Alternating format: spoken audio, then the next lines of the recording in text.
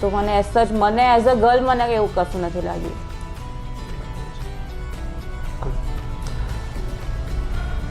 કોઈ future student હોય જેનું ગ્રેજ્યુએશન થઈ ગયું હોય અને એફએમજીમાં અપ્રોચ કરતા હોય પણ 1-2 માર્ક્સ 5 માર્ક્સ માટે રહી જતા હોય તો એ અપ્રોચમાં શું મિસ્ટેક્સ હોઈ શકે? એ જ અકોર્ડિંગ ટુ મી મારી જે મિસ્ટેક્સ હતી કે હું ક્વેશ્ચન્સ બરાબર ના કરી શકી.